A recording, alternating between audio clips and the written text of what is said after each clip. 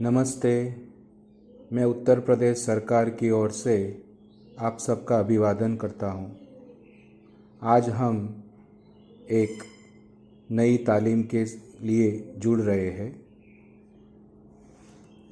ये तालीम क्या है, हमें उसमें क्या सीखना है, इसके बारे में हम लोग आगे बात करेंगे। पहले तो ये तालीम क्यों करनी है, इसके बारे में थोड़ी बात करते हैं। राष्ट्रीय डिजिटल स्वास्थ्य मिशन और उत्तर प्रदेश सरकार की डिजिटल स्वास्थ्य रणनीति के स्वरूप स्वास्थ्य रिकॉर्ड की उपलब्धता सुनिश्चित करने और सतत देखभाल की अंतिम चरण तक सुधार के लिए सभी स्तरों पर स्वास्थ्य रिपोर्ट के डिजिटलीकरण की निशानी प्रयास किए जा रहे हैं। राज्य भर के सभी नागरिकों को अंतिम स्तर तक स्वास्थ्य सेवाओं के विवरण में महत्वपूर्ण भूमिका निभाने वाली फ्रंटलाइन वर्कर्स को स्वीकार करते हुए सरकार एक डिजिटल एप्लीकेशन को क्रियान्वित करने की इच्छा रखती है, जो फ्रंटलाइन वर्कर्स के लिए कार्यों को सुगम करने में सहायक होगी और सभी स्तरों पर आंकड़ों की उपलब्धता और उपयोगिता को सुनिश्चित भी करेगी। लाभार्थी स्तर के उपयुक्त स्वास्थ्य डेटा को तैयार करने का आधार राज्य के सभी घरों और उसके सदस्यों की गणना करना है। यह आशा द्वारा हर साल अद्यतन किए जाने वाले पारिवारिक स्वास्थ्य सर्वेक्षण के रूप में किया जाता है। परिवार स्वास्थ्य सर्वेक्षण, ग्राम सर्वेक्षण वर्तमान में आशा द्वारा ग्राम स्वास्थ्य सूचकांक रजिस्टर, जिसको हम VHIR के नाम से जानते हैं, या आशा डायरी में अद्यतन किया जाता है। अब मोबाइल आधारित डिजिटल एप्लीकेशन में परिवार स्वास्थ्य सर्वेक्षण विवरण दर्ज करने का प्रस्ताव है, जो बाद में परिवार नियोजन, मातृ, नवजात और बाल स्वास्थ्य देखभाल सेवा विवरण की जानकारी को भी अद्यतन करने के लिए आधार के रूप में कार्य करेगा। इन विवरणों और सेवाओं के डिजिटलीकरण से सूचनाओं को अद्यतन करने का कार्य आसान, तेज, अधिक सटीक और विश्वसनीय हो जाएगा। इस संबंध में आशा को सूचना प्रसार और प्रमुख स्वास्थ्य सेवाओं के वितरण में भी सहायता प्रदान करने के लिए ई-कवच नामक एक मोबाइल एप्लीकेशन विकसित किया जा रहा है। पारिवारिक स्वास्थ्य सर्वेक्षण पर इस तालीम को ई-कवच एप्लीकेशन एवं इसके लाभों के बारे में आशाओं को उन्मुख करने के साथ साथ इस मोबाइल आधारित एप्लीकेशन का उपयोग करके परिवार स्वास्थ्य सर्वेक्षण आयोजित करने की प्रक्रिया पर मार्गदर्शन करने के लिए विकसित किया गया है। आगे हम उसके क्या उद्देश्य है, इसके बारे में समझेंगे। आभार। इस मॉड्यूल में हम ई-कवच एप्लीकेशन का उद्देश्य क्या है, इसके बारे में जानेंगे। इसके मुख्य 3 उद्देश्य हैं। एक, आशाओं के लिए ई-कवच एप्लीकेशन जो अपना काम वो कर रही है, जो स्वास्थ्य सेवाएं प्रदान करती है, उसमें वो सहाय रूप होगा। 2, परिवार के स्वास्थ्य सर्वेक्षण को आयोजित करने और एप्लीकेशन में डेटा दर्ज करने की प्रक्रिया पर आशा को उन्मुख करने के लिए 3 मुख्य बिंदु है। एक, घर और परिवार का विवरण, व्यक्तिगत विवरण जिसमें परिवार के मुखिया, वर्तमान में प्रजनन आयु में जो विवाहित महिला है उसका विवरण, और बच्चे और किशोर किशोरियों का विवरण उसमें शामिल है। उसका तीसरा उद्देश्य है आंकड़ों को फिर से सत्यापित प्रक्रिया पर आशा को उन्मुख करना, परिवार को दूसरे स्थान पर स्थलांतरित करना, परिवार और परिवारों के बंटवारे या परिवार के सदस्यों का विलीन करना।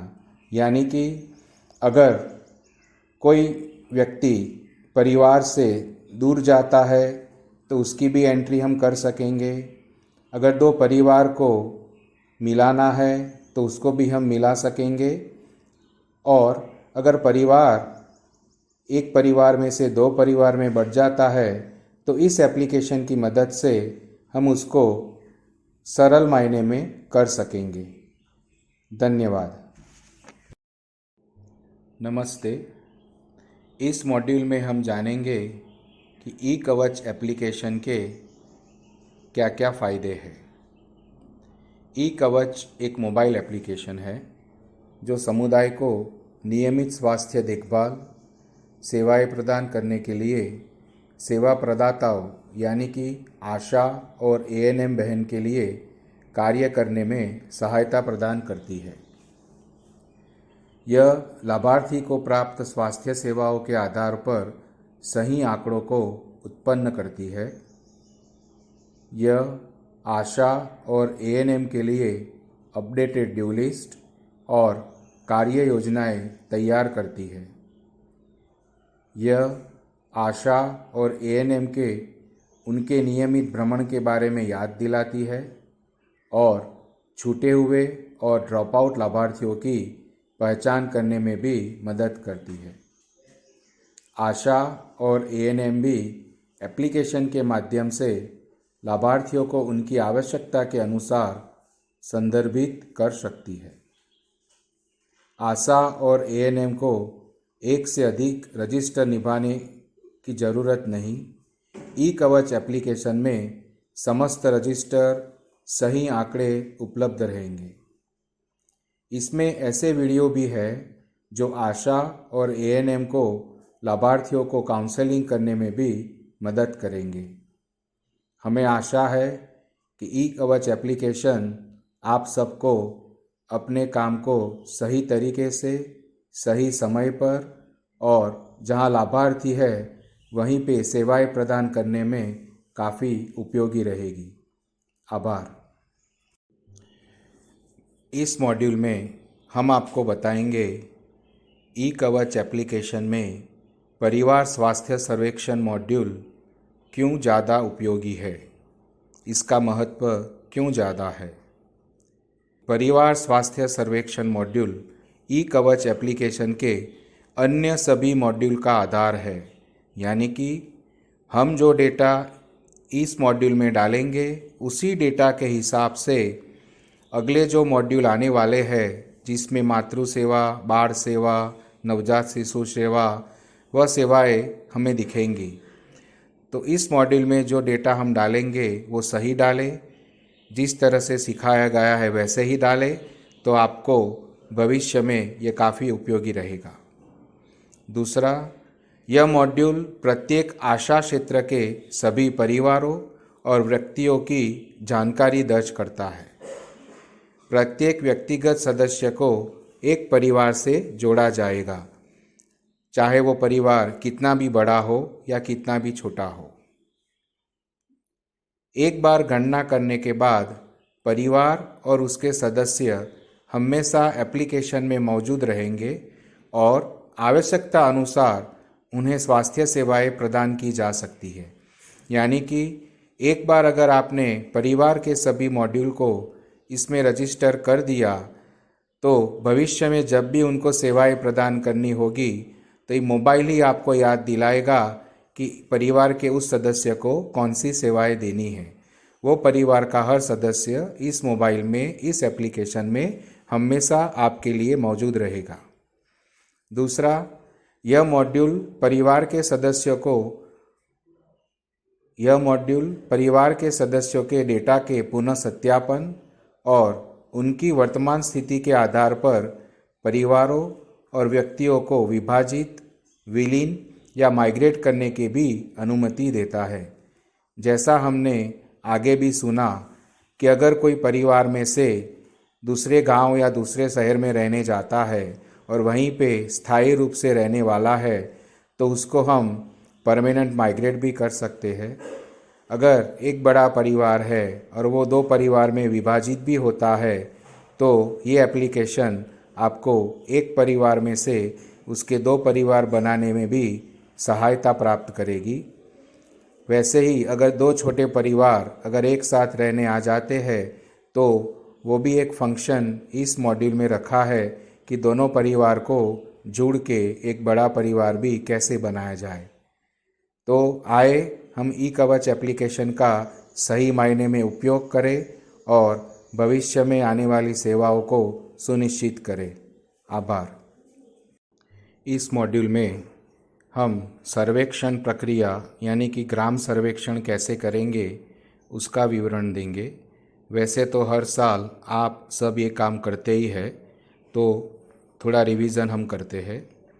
इसके पहले चरण में इस फोटो में दिखाया ऐसे सर्वेक्षण प्रक्रिया को शुरू करने के लिए एक एक करके घर को क्रमांकित करके हुए दाहिनी ओर से शुरू करना है, जैसे यहाँ पे दिखाया है। दूसरे चरण में हम अलग अलग घर को देखते हैं, यानी कि अगर हम पहला नंबर का घर देखें तो वो एक कच्चा घर है, दूसरा नंबर का पक्का घर है, उसके बाजू में एक मंदिर आता है जिसमें कोई सदस्य रहता नहीं है, तो उसको हम घर से क्रमांकित नहीं करेंगे, यानी कि चिन्हित नहीं करेंगे। उसके बाद एक आधा कच्चा घर आता है, आधा पक्का घर आता है। फिर एक मकान ऐसा भी है जिसकी दीवार एक दूसरे से जुड़ी हुई है, लेकिन अगर उसमें 2 फैमिली रहते हैं, 2 कुटुंब रहते हैं, तो उसको अलग अलग नामांकित करना है। ऐसे ही आगे हर मकान को एक नंबर देना है और हमारे मॉड्यूल में उसको एंटर करना है।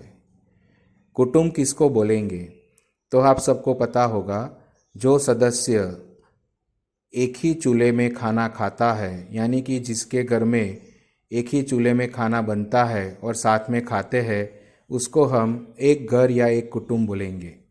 अगर किसी घर में 2 अलग अलग चूल्हे जलते हैं तो उसको 2 कुटुंब मानेंगे और इस तरह से ही हम अपने एप्लीकेशन में एंट्री करेंगे।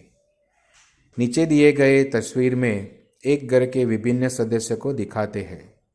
एक नया परिवार पंजीकृत करने के बाद आशा को परिवार को पूरा पंजीकृत करने के लिए नीचे दिए गए विवरण दर्ज करने होंगे, जैसे कि जाति, धर्म, घर का प्रकार आदि।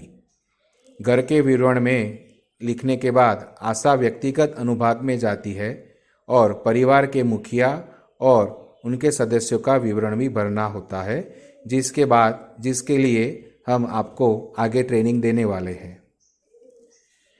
व्यक्तिगत अनुभाग में व्यक्तिगत विवरण भरने के बाद यदि कोई विवाहित महिला है जिसकी आयु 15 से 49 वर्ष है, तो आशा उस परिवार का नियोजन विवरण भी भरेगी। परिवार नियोजन विवरण भी भरेगी, जैसे कि नियोजन पद्धति का उपयोग करना आदि। यदि परिवार में कोई बच्चा, किशोर या किशोरी है, तो आशा को उसका शैक्षणिक विवरण भी भरना होगा। इस सब को हम आपको बाद में काफ़ी डिटेल में समझाएंगे। आभार। नमस्ते सभी को। पिछले मॉड्यूल में हमने देखा कि ई कवच एप्लीकेशन क्या होता है और उसके उपयोग क्या होते हैं, और हमने यह भी जाना कि सर्वेक्षण किस प्रकार किया जाता है। आज हम लोग जानेंगे कि जो ई कवच एप्लीकेशन हमारे मोबाइल में हम लोग यूज़ करेंगे, उस मोबाइल को कैसे यूज़ करना है और कैसे समझना है। मोबाइल 2 प्रकार के होते हैं, फीचर फ़ोन और स्मार्टफ़ोन। फीचर फ़ोन और स्मार्टफ़ोन के बीच की तुलना। स्मार्टफ़ोन ऐसा फ़ोन होता है जिसमें एक बड़ी स्क्रीन और पर्सनल कंप्यूटर के समान उन्नत कार्य होते हैं। इसमें डाउनलोड किए गए ऐप्स, ईमेल और वेब ब्राउजिंग को इंस्टॉल और चलाने की क्षमता है। एक स्मार्टफ़ोन में एक उच्च क्षमता इंस्टॉल कनेक्टिविटी, विभिन्न प्रकार के ऐप्स तक पहुंच और एक सक्षम वेब ब्राउज़र होता है। स्मार्टफ़ोन में कीबोर्ड हो भी सकता है और नहीं भी। स्मार्टफ़ोन के बटन। स्मार्टफ़ोन के दाहिनी बाजू में एक पावर बटन होता है। यह बटन का उपयोग मोबाइल बंद और चालू करने के लिए किया जाता है। स्मार्टफ़ोन के सामने वाले स्क्रीन के ऊपर माइक होता है। उसका उपयोग कॉल सुनने के लिए और बात करने के लिए होता है। स्मार्टफोन का पावर बटन। हमने पिछले बार जाना कि पावर बटन का उपयोग मोबाइल खोलने के लिए और चालू करने के लिए भी होता है। उसी के साथ यह बटन कुछ सेकंड के लिए दबाने के बाद मोबाइल बंद भी हो सकता है और चालू करने के लिए उसे फिर से कुछ सेकंड के लिए दबाना पड़ता है। Call button. कॉल करने के लिए कॉल आइकॉन पर क्लिक करें। एक हमारे स्मार्टफोन पे एक कीपैड प्रदर्शित होता है। आशा को कीपैड का उपयोग करके फ़ोन नंबर दर्ज कर सकती है। फिर कॉल करने के लिए कॉल बटन पर क्लिक करें। कॉल प्राप्त करना। कॉल प्राप्त करने के लिए आने वाली कॉल उठाने के लिए हरे बटन को दबाएं या ऊपर की ओर खींचें या दाएं ओर खींचें। स्मार्टफोन पर सामान्य ऐप्स। हमारे मोबाइल के स्क्रीन पे विविध प्रकार के आइकॉन दिखाई दिए जाते हैं। उसमें कुछ प्ले स्टोर, संदेश, call, recording, photo, play store इत्यादि ऐप होते हैं। ई कवच ऐप। हमारे स्मार्टफोन पे ई कवच ऐप हम लोगों को इंस्टॉल दिया गया है। मोबाइल डेटा बंद और चालू स्थान बंद और चालू। जब मोबाइल डेटा और स्थान आइकॉन काले रंग में होता है तो उसका मतलब है कि वो बंद है।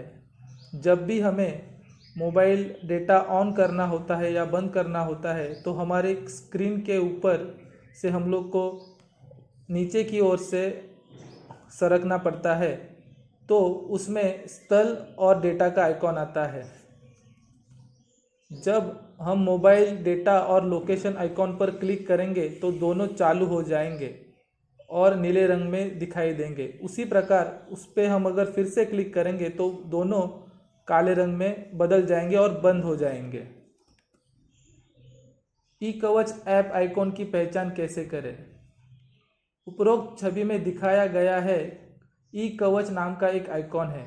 आशा डेटा प्रविष्टि के लिए लॉगिन करने के लिए लोगो पर क्लिक कर सकती है। आभार। इस मॉड्यूल में हम लोग जानेंगे कि ई कवच एप्लीकेशन में कैसे लॉगिन किया जाता है और कैसे एक परिवार को, एक कुटुंब को हमारे मोबाइल में रजिस्टर किया जाता है। पहले आपको जो भी लॉगिन आईडी और पासवर्ड सरकार की ओर से दिया गया है, उस सरकार की ओर से दिए गए लॉगिन आईडी और पासवर्ड को यहाँ दर्ज करना है। याद रखिए, ई कवच प्रशिक्षण के दौरान प्रदान किया गया उपयोगकर्ता आईडी और पासवर्ड ही हमें अभी दर्ज करना है और उसके बाद ही हमें लॉगिन बटन पर क्लिक करना है। अगर आप पहली बार लॉगिन कर रहे हो तो उसको खुलने में थोड़ा समय लगेगा। हमें ये सुनिश्चित करना है कि हमें हर रोज़ उसको लॉगिन करना है। यह दर्शाता है कि आप दैनिक आधार पर अपने काम के लिए ई कवच का इस्तेमाल कैसे करते हैं। इस मॉड्यूल तक पहुंचने के लिए आप 5 मिनट का समय लें। मेरी सभी कार्यकर को विनती है कि आप उसको ज़्यादा प्रैक्टिस करें, क्योंकि प्रैक्टिस से ही हम सुनिश्चित कर पाएंगे कि हमें कौन सा लॉगिन आईडी मिला है और कैसे लॉगिन करना है।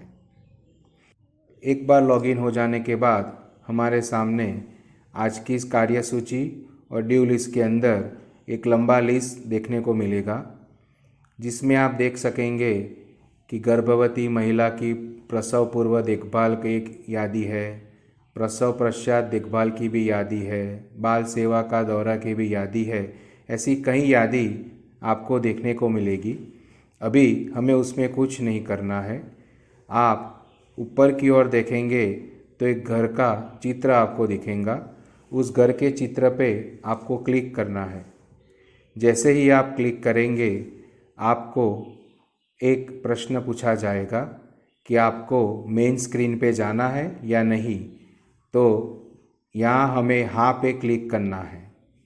मैं दोबारा बोलता हूँ, जैसे ही हम घर की आइकॉन पे क्लिक करेंगे तो आपको एक प्रश्न पूछा जाएगा कि आपको मेन स्क्रीन पे जाना है या नहीं, तो हमें यहाँ पे हाँ पे क्लिक करके आगे जाना है। जैसे ही हम आप हाँ पे क्लिक करेंगे हमारे सामने पूरा एक डैशबोर्ड दिखेगा जिसमें अलग अलग आइकॉन आपको दिखने को मिलेंगे। ये सभी आइकॉन की हम ट्रेनिंग आपको देने वाले हैं, लेकिन अभी सिर्फ हम परिवार स्वास्थ्य सर्वेक्षण पे ही अपना ध्यान केंद्रित करेंगे। यहाँ आप देखेंगे तो सबसे ऊपर परिवार स्वास्थ्य सर्वेक्षण का एक आइकॉन है जिसमें एक कुटुंब का चित्र आपको दिखाई देता है, जिसको हम फैमिली हेल्थ सर्वे भी बोलते हैं। नमस्कार। इस मॉड्यूल में हम आपको दिखाएंगे कैसे परिवार को ई कवच में रजिस्टर करना है। जैसे ही आप फैमिली स्वास्थ्य सर्वेक्षण पर क्लिक करेंगे आपके सामने एक ऑप्शन आएगा, परिवार स्वास्थ्य सर्वेक्षण और पुनः सत्यापन। अभी हमें सिर्फ परिवार स्वास्थ्य सर्वेक्षण पे ही क्लिक करना है। उस पर क्लिक करते ही हमारे सामने एक नया ऑप्शन आता है, नया परिवार जोड़े। आप नीचे देखेंगे तो सर्च फैमिली ऐसा भी एक ऑप्शन है जिसमें हमें अभी कुछ नहीं करना है। हम नया परिवार जोड़े उस आइकॉन को क्लिक करेंगे। जैसे ही उस पर क्लिक करेंगे तो हमें थोड़ी देर लगेगी, 30 सेकंड या 1 मिनट तक थोड़ी देर लगेगी, और उसके बाद आपके सामने आपको जो भी डेटा एंटर करना है, जो भी माहिती एकत्रित की गई है, उसको जो मोबाइल में रजिस्टर करना है, उसकी सूची आपको देखने को मिलेगी। सबसे पहले मकान नंबर, जो भी घर पे मकान नंबर अगर लिखा है तो वो मकान नंबर हमें यहाँ पे लिखना होता है, और वो मकान नंबर शायद 5 भी हो सकता है, 102 भी हो सकता है, 911 भी हो सकता है। यानी कि अपने गांव में जितने भी मकान हैं और उस मकान को पंचायत ने पंजीकृत किया हुआ जो भी नंबर दिया है वो नंबर हमें यहाँ पे देना है। उसके बाद आप देखेंगे तो पता एक करके एक लाइन आती है जिसमें जो गांव में रहते हैं वो अपना जो एरिया है, यानी कि वो फलिया जो बोलते हैं, मार्ग बोलते हैं, गली बोलते हैं या क्षेत्र जो बोलते हैं, उसको हमें टाइप करना है। और मुझे आशा है कि आप सबको अभी हिंदी टाइप करना तो आ ही गया होगा।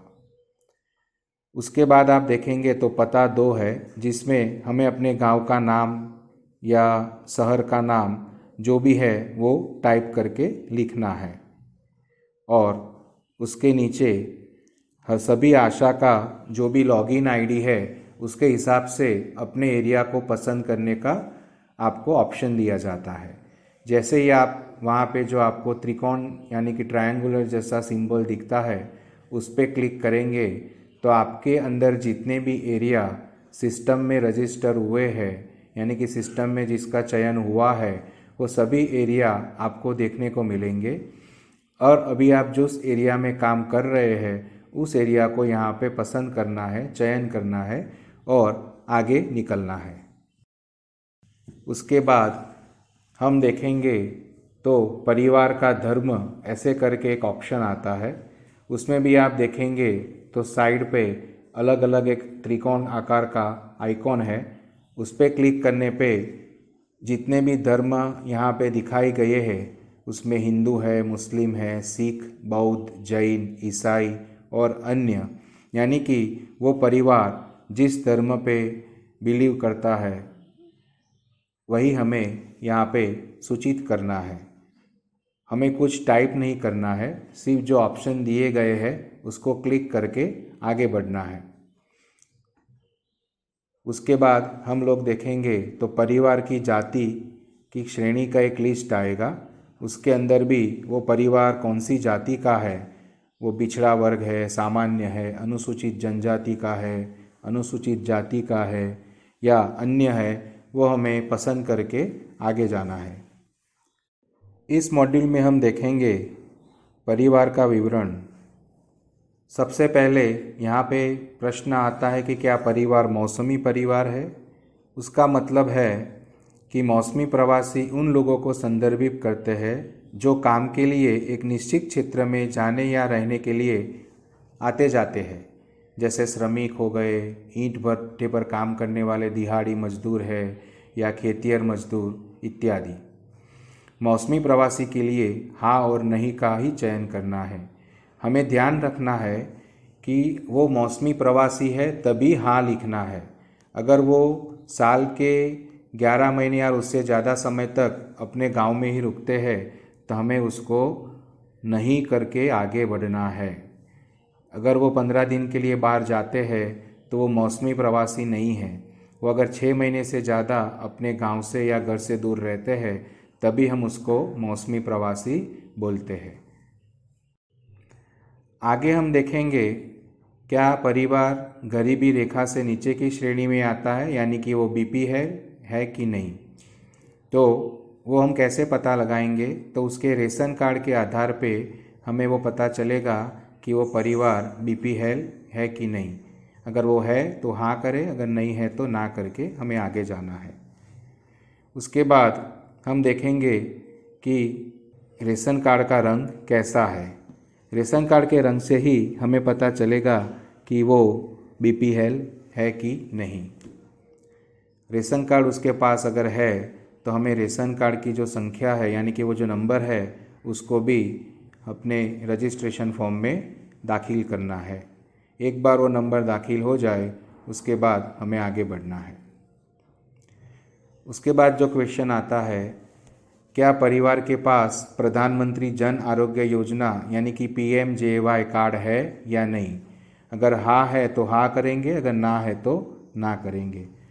हाँ करेंगे तो अगर उसके पास वो कार्ड है तो कार्ड हमें मांगना है और उस पर जो नंबर अंकित किया है उस नंबर को हमें रजिस्टर करना है। उसके बाद शौचालय का क्वेश्चन आता है कि शौचालय उसके घर में है कि नहीं। आप देखेंगे तो उसमें 4-5 अलग अलग ऑप्शन है। शौचालय है बहते पानी की सुविधा के साथ, शौचालय बिना पानी की सुविधा के साथ, सोख्ता गड्ढे वाला शौचालय बहते पानी की सुविधा के साथ, सोख्ता गड्ढे वाला शौचालय बिना पानी की सुविधा के साथ और अन्य। उस घर में जो भी है वो ऑप्शन हमें करना है और आगे निकलना है। इस मॉड्यूल में हम देखेंगे कि इस घर में पीने का पानी का स्रोत कौन सा है। तो हमारे पास काफ़ी ऑप्शन है। नल का पानी, घर के बाहर हैंडपम्प, घर के अंदर हैंडपम्प, कुआं है, नदी है, टैंक है, तालाब है और अन्य। जो भी ऑप्शन उस घर के लिए सही है उस पर क्लिक करके हमें आगे जाना है। और मोटर गाड़ी का प्रकार, उसके घर पे कोई मोटर गाड़ी है कि नहीं, चाहे वो मोटर बाइक हो, कार हो, ट्रैक्टर हो और अन्य। जो भी ऑप्शन है वो हमें आगे क्लिक करके जाना है। फिर आता है खाना पकाने के लिए किस प्रकार के ईंधन का वो उपयोग करते हैं। तो उसमें भी आप देखेंगे तो काफ़ी ऑप्शन है। उससे ज़्यादा भी ऑप्शन हो सकते हैं गाँव में, लेकिन जो भी ऑप्शन यहाँ पे है उस पर हम क्लिक करेंगे। जलाने वाली लकड़ी, फसल के अवशेष, गोबर के उपले, कोयला, केरोसिन या मिट्टी का तेल, रसोई गैस और अन्य। जो भी ऑप्शन उस परिवार को लागू होता है उस पर हम क्लिक करके आगे बढ़ेंगे। फिर जो आता है कि घर खुद का है या किराए का है। तो जो भी घर उसमें ऑप्शन आता है वो हम करके आगे निकलेंगे। उसमें अपना हो या किराए का हो वो अलग अलग ऑप्शन दिए हुए हैं, हमें उस पर क्लिक करके आगे निकलना है। फिर बिजली की उपलब्धता है कि नहीं, उसका अलग अलग क्वेश्चन और आपको ऑप्शन मिलेंगे। उसमें बिजली सप्लाई है, जनरेटर से बिजली आती है, सोलर पावर से आती है, या फिर आप केरोसिन और मिट्टी के तेल का दीपक जलाते हो और अन्य कोई ऑप्शन है तो उस पर क्लिक करके हमें आगे बढ़ना है। फिर घर का कैसा प्रकार है। तो कच्चा घर, पक्का यानी कि जो ईंट और कंक्रीट से बना हुआ है, पक्का है लेकिन वो गारा और मिट्टी से बना हुआ है, और कोई अदर ऑप्शन भी है या कोई टेंट में रहता है तो वो भी आप यहाँ पे क्लिक कर सकते हैं। तो जो भी उस परिवार का, जो भी घर का जो प्रकार है, हमें वो पसंद करके आगे बढ़ना है। फिर आगे जो क्वेश्चन आता है कि वार्षिक घरेलू आय यानी कि वो घर में कितनी इनकम होती है। ये थोड़ा डिफ़िकल्ट क्वेश्चन है लेकिन हमें पूछना है और गांव वाले जो हमें जवाब देते हैं उस पर क्लिक करके आगे बढ़ना है।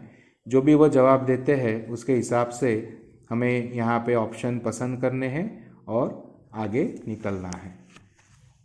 यहाँ पे हमने एक परिवार को कैसे पंजीकृत किया जाता है वो हमने सीखा। अभी आपको एक परिवार की इन्फॉर्मेशन या माहिती मोबाइल में प्रदान की जाइए, उस हिसाब से एक परिवार का रजिस्ट्रेशन या पंजीकृत अपने ई कवच एप्लीकेशन में करें। उसके बाद हम हर परिवार के सदस्य को कैसे रजिस्टर किया जाता है उसके बारे में जानेंगे। धन्यवाद। इस मॉड्यूल में हम जानेंगे कि परिवार के हर सदस्य को कैसे रजिस्टर करना है। ये मॉड्यूल हमारे लिए काफ़ी उपयोगी है, तो कृपया आप उस मॉड्यूल को ध्यान से सुनिए, समझिए। अगर आपको कुछ प्रश्न है तो आप हेल्प डेस्क को या अपने ट्रेनर को पूछ सकते हैं। सबसे पहले हमारे सामने एक प्रश्न आता है कि जो सदस्य हमें माहिती देने वाला है वो क्या परिवार का मुखिया है या नहीं। परिवार का मुखिया यानी कि वो परिवार में या कुटुंब में जो हर तरह के निर्णय लेता है, उसको पूछे बिना कोई भी निर्णय दिए नहीं जाते हैं। उस परिवार के सदस्य को हम परिवार के मुखिया का दर्जा देते हैं। हमें ध्यान रखना है कि पूरे परिवार में एक ही मुखिया होगा, यानी कि हम ऐसा नहीं बोल सकते कि हमारे यहाँ पे तो परिवार में सभी लोग मुखिया है। एटलीस्ट इस एप्लीकेशन में हमें किसी एक व्यक्ति को मुखिया पसंद करना होगा जो सही मायने में मुखिया हो। अगर वो मुखिया है तो हाँ करें। एक बार परिवार के मुखिया का चयन हो जाए उसके बाद उस परिवार के जो मुखिया है उसका आधार कार्ड के हिसाब से जो पहला नाम है वो हमें अंकित करना है। उसके बाद मध्यम नाम को अंकित करना है और फिर अंतिम नाम जो हमें सरनेम बोलते हैं। लेकिन हमें ये याद रखना है जो भी डेटा हम यहाँ पे एंटर करेंगे, जो भी रजिस्ट्रेशन करेंगे, वो नाम आधार कार्ड के हिसाब से ही हो। अगर 3 डेटा एंटर करने के बाद स्वास्थ्य आईडी यानी कि हेल्थ आईडी अपने आप यहाँ पे बन के आ जाएगा, उसका हमें ध्यान रखना है। दोबारा बोलता हूँ, हमें आधार कार्ड मांगना है और आधार कार्ड के हिसाब से ही यहाँ पे नाम को एकीकृत करना है। उसके बाद जो भी मुखिया है उसके पिता का नाम आएगा, वो पिता का नाम हमें लिखना है, उसका जो भी नाम है। फिर उसकी जाति क्या है वो भी आधार कार्ड के हिसाब से ही लिखनी है, यानी कि वो पुरुष है, महिला है या अदर है, जो भी है वो हमें क्लिक करके आगे निकलना है। उसके बाद उसकी वैवाहिक स्थिति क्या है, वो विवाहित है, अविवाहित है, तलाकशुदा है, परित्यक्ता है, विधवा है या विधुर है। आप सबको तो पता ही होगा, जिसका विवाह हो चुका है उसको हम विवाहित बोलेंगे, जिसकी कभी शादी ही नहीं हुई है उसको हम अविवाहित बोलेंगे। अगर किसी बहन का पति मृत्यु हो गई है तो उसको हम विधवा बोलेंगे। अगर किसी भाई के पत्नी का मृत्यु हो गया है तो हम उसको विधुर बोलेंगे। और किसी बहन या भाई अलग अलग रह रहे हैं, यानी कि वो पति और पत्नी ने एक दूसरे को छोड़ दिया है या फिर कानूनी तौर पर तलाक दे दिया है, तो हम उसको अलग परित्यक्ता और तलाकशुदा बोलेंगे। तो उसी हिसाब से हमें यहाँ पे ऑप्शन पे क्लिक करके आगे जाना है। वैवाहिक स्थिति को दर्ज करने के बाद हमें उस मुखिया की जन्म तारीख को भी यहाँ पे रजिस्टर करना है। दोबारा जन्म तारीख भी आधार कार्ड के हिसाब से ही हमें लिखनी है, यानी कि जब भी हम रजिस्ट्रेशन करने जाएंगे घर पे तो सबसे पहले हमें आधार कार्ड सबका देखना है और आधार कार्ड के हिसाब से ही उसका नाम और जन्म तारीख सबको लिखना है। तारीख चुनने के लिए आप बाजू में देखेंगे तो कैलेंडर जैसा एक आइकॉन है, उस पर क्लिक करना है। उस पर क्लिक करने के बाद आपको एक कैलेंडर जैसा दिखने को मिलेगा। उसके ऊपर जो नीला रंग का एक आइकॉन है जिसमें इंग्लिश में कुछ लिखा है। आप चाहो तो उसको हिंदी लैंग्वेज में भी करा सकते हो। उसके लिए आपको अपने ट्रेनर को या मेंटर को बोलना पड़ेगा कि मेरे फ़ोन की भाषा को हिंदी कर दे, तो आपको सही मायने में सब कुछ पता चले। जिसको इंग्लिश आती है उसके लिए कोई प्रश्न नहीं है, लेकिन जिसको इंग्लिश नहीं आती है तो वो अपने फ़ोन के अंदर लैंग्वेज सेटिंग में अपने तालीमकर्ता को बोलेंगे तो वो हिंदी लैंग्वेज आपको सेट करके दे देंगे। तो उसके हिसाब से हमें साल पे क्लिक करना है और उसको आधार कार्ड के हिसाब से उसका जो भी जन्म तारीख है या उसका जो जन्म का साल है वो साल यहाँ पे पंजीकृत करना है, और उसी हिसाब से वही महीना है वो सब भी हमें पंजीकृत करना है। हम देखेंगे कि महीने के लिए यहाँ पे जो आइकॉन दिखा है, आगे जाने के लिए हमें दाईं ओर जाना है और पीछे जाने के लिए बाईं ओर जाना है। उसी हिसाब से आपको हर महीने का पता लगेगा, और जैसे जैसे महीने आएंगे उसी हिसाब से नीचे आपको तारीख भी निर्धारित दिखेगी। सपोज़ यहाँ पे हम देखेंगे कि 19 मार्च 1966 में किसी का अगर जन्म हुआ है तो यहाँ पे हम देखेंगे तो 19 तारीख को यहाँ पे एक नीला बटन आपको दिखेगा। यहाँ पे क्लिक करेंगे तो उसकी जन्म तारीख 19 मार्च 1966 तय हो जाएगी, और जैसे भी हम लोग उसको तय करेंगे अपने आप चयन तिथि के अनुसार उस व्यक्ति की जो भी आयु है वो यहाँ आपको देखने को मिलेगी। एक बार जन्म तारीख अंकित हो जाने के बाद मोबाइल नंबर और आधार कार्ड हमें लिखना है। मोबाइल नंबर अगर घर पे नहीं है तो किसी और का भी मोबाइल नंबर जो आजू बाजू में उसका लिखना है, लेकिन घर के मुखिया का मोबाइल नंबर हमें लिखना ही लिखना है। मोबाइल नंबर 10 अंकों का भी है तो हमें 10 अंक जो भी है वो सही अंक लिखने हैं। उसके बाद उसका जो आधार कार्ड का जो भी नंबर है वो आधार कार्ड का नंबर भी हमें लिखना है। याद रहे, अगर कोई आधार कार्ड का नंबर लिखने की मना करता है तो कोई जोर ज़बरदस्ती नहीं है। अगर वो देता है तो हमें लिखना ही है, अगर कोई नहीं देता है तो अभी हमें उसको क्लिक करके आगे बढ़ना है। फिर उसके बाद एक क्वेश्चन आएगा, क्या कोई स्वास्थ्य बीमा योजना का वो लाभ ले रहा है कि नहीं।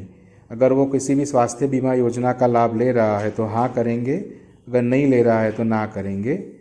अगर वो हाँ करेंगे तो उसके बाद हमें 2 ऑप्शन मिलेंगे कि वो सरकारी स्वास्थ्य योजना का लाभ ले रहा है या कोई प्राइवेट स्वास्थ्य योजना का लाभ ले रहा है।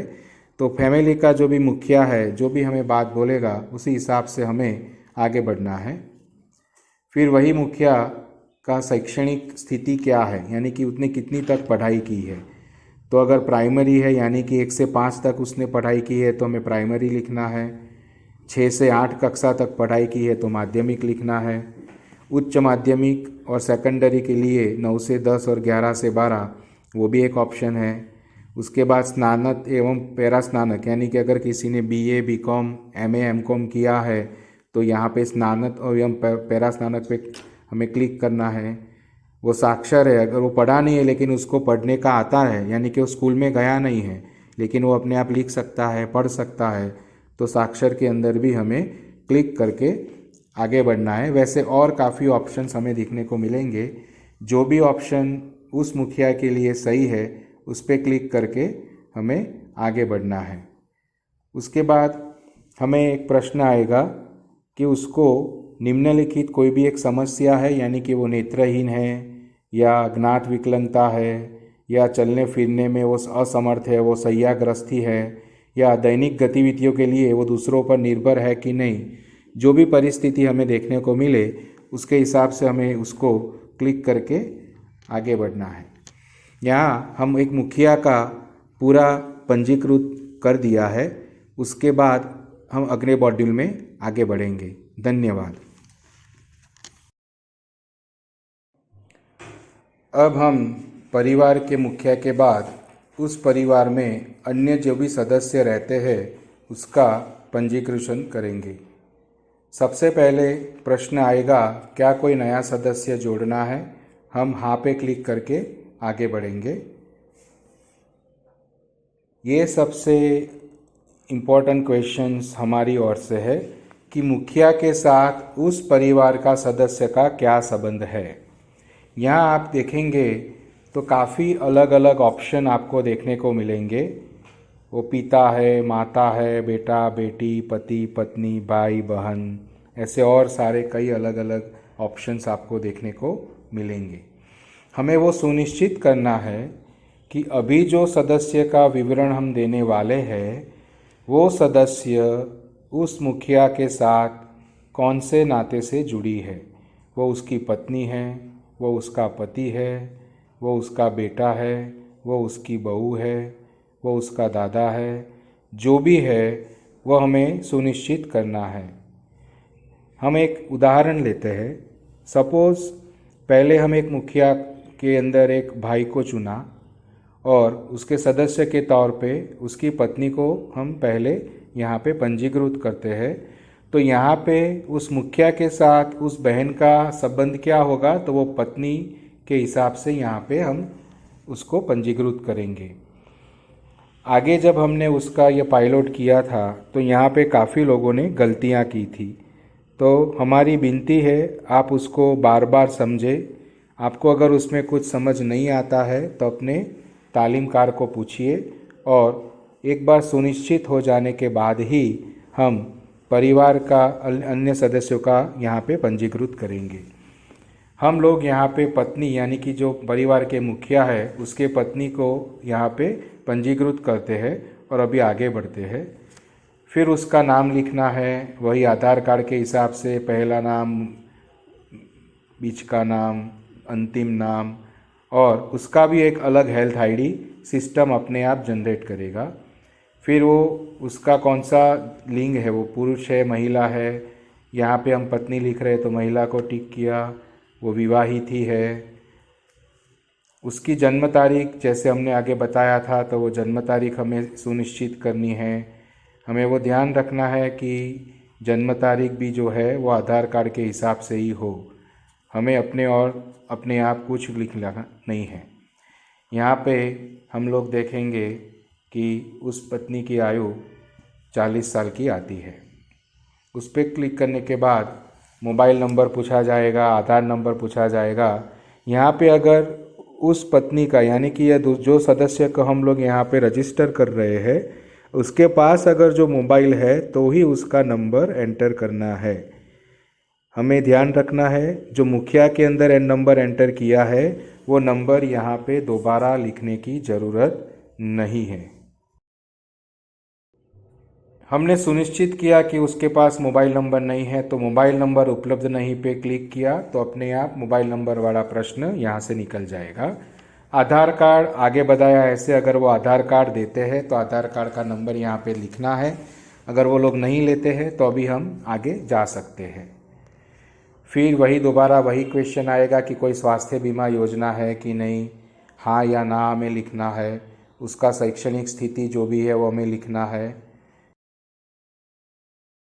फिर उसको कुछ निम्नलिखित कुछ परिस्थितियां है कि नहीं, जो नेत्रहीन, जागनात विकलांगता ऐसा कोई भी है तो उसको क्लिक करके आगे निकलना है।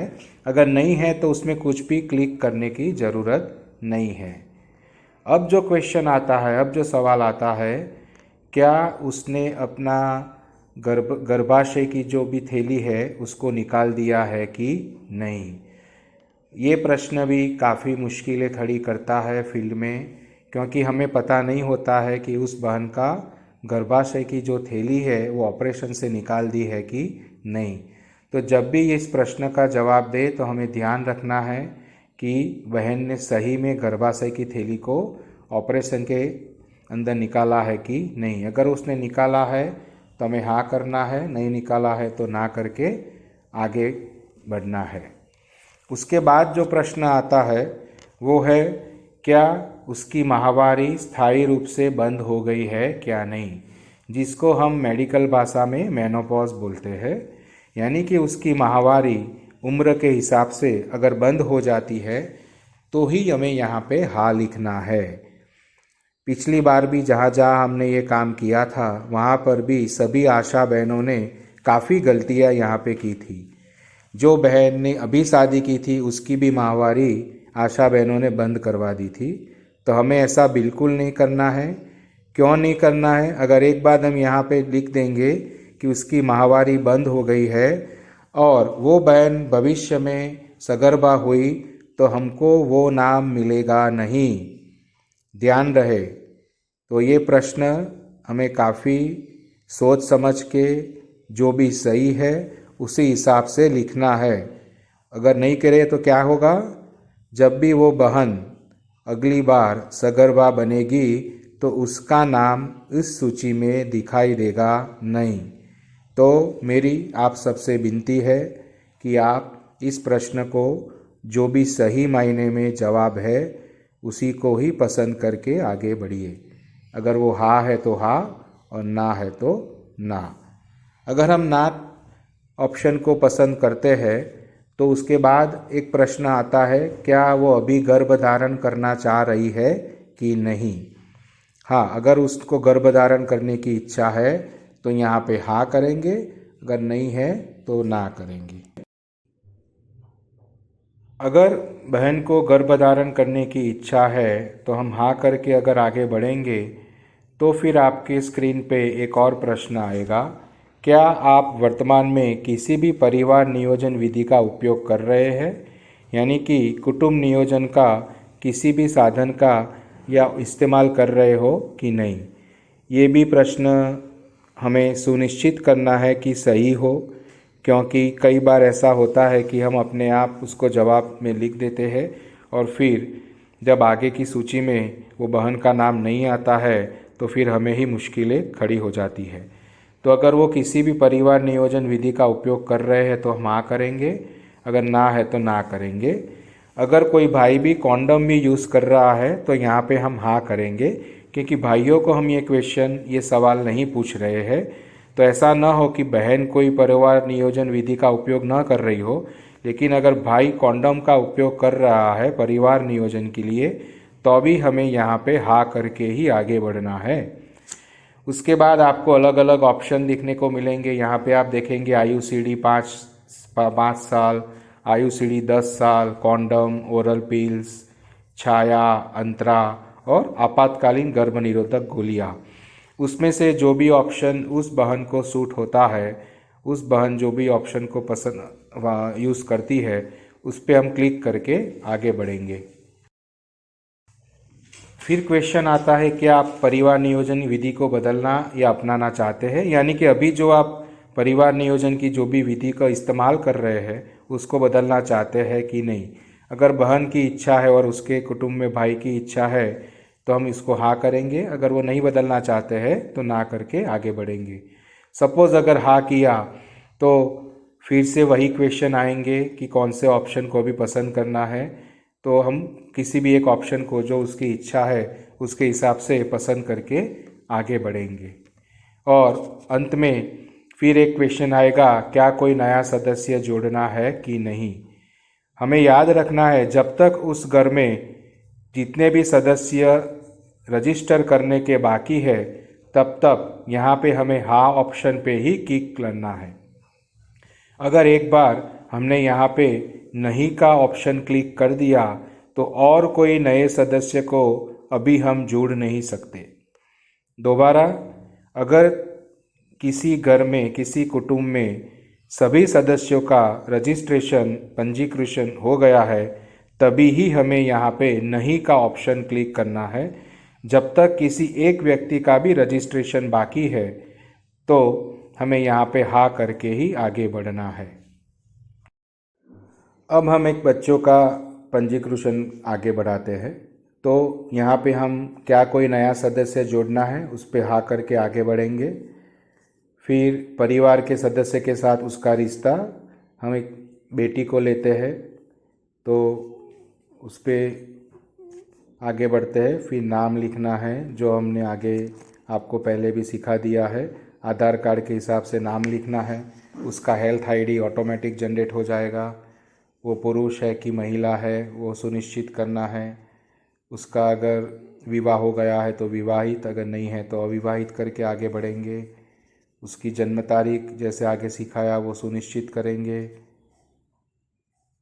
यहाँ पे हमने सुनिश्चित किया। फिर उसकी आधार कार्ड की जो भी नंबर है वो हमें लिखना है, अगर वो मिलता है तो, नहीं मिलता है तो आगे बढ़ना है।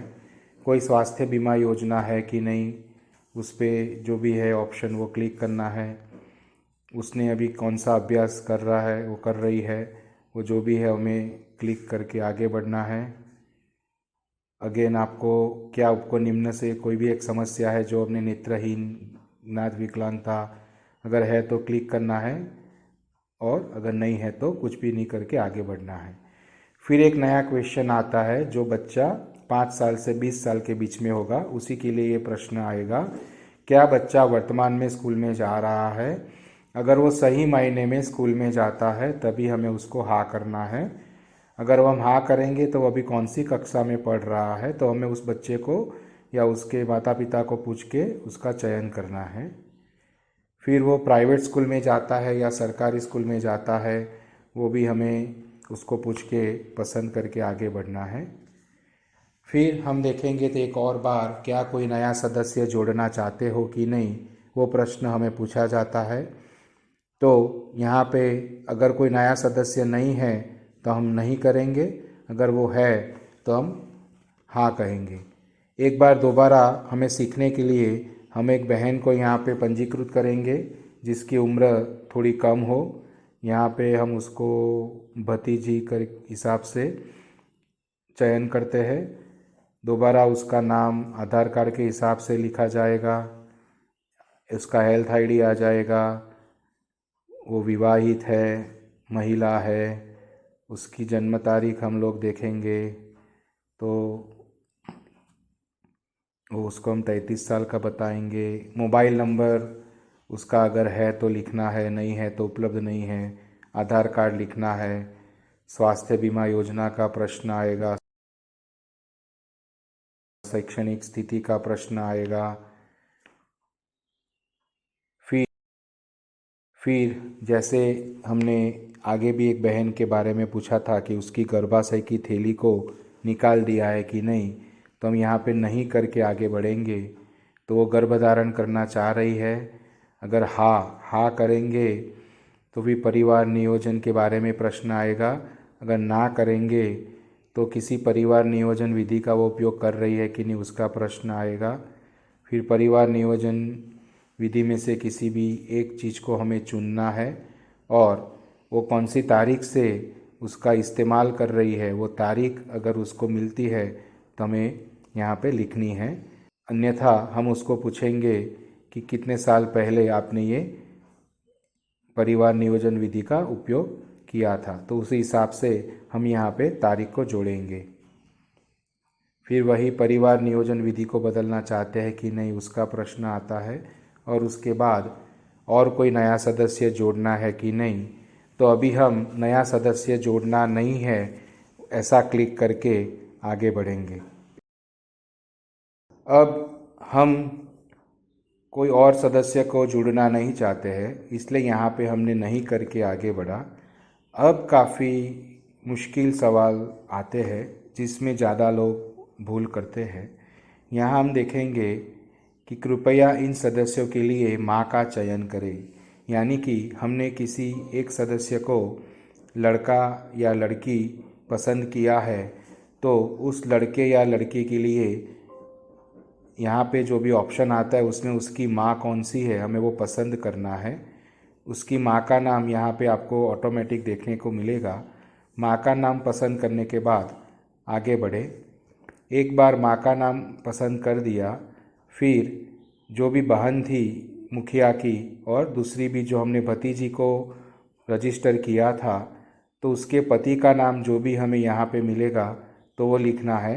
भतीजी के पति का नाम हमें नहीं मिलेगा क्योंकि हमने एक उदाहरण रूप पे यहाँ पे इसको रजिस्टर किया था, तो अनुपलब्ध करके भी हमें उसको आगे बढ़ाना है। मैं दोबारा बोलता हूँ, यहाँ पर भी आपको कुछ मुश्किल आती है तो अपने तालीमकार को बोलिए, वो सुनिश्चित करेंगे कि आपको इसमें पूरी समझ है कि नहीं। अगर उसमें हमने किसी का रिलेशन गलत बता दिया तो फिर आगे हमें थोड़ी मुश्किल होगी, फिर हमें उसको सुधारने में भी प्रश्न आएंगे। तो हमें सुनिश्चित करें कि हर जो संबंध है, पिता का, पति का, बेटे का, बेटी का, चाचा चाची जो भी है, उसको हम सुनिश्चित करें और उसके बाद ही हम उसको पंजीकृत करें। अब हम एक परिवार के सभी सदस्य को पंजीकृत कर चुके हैं। आप देखेंगे तो अभी आपके सामने दो अलग अलग विकल्प है।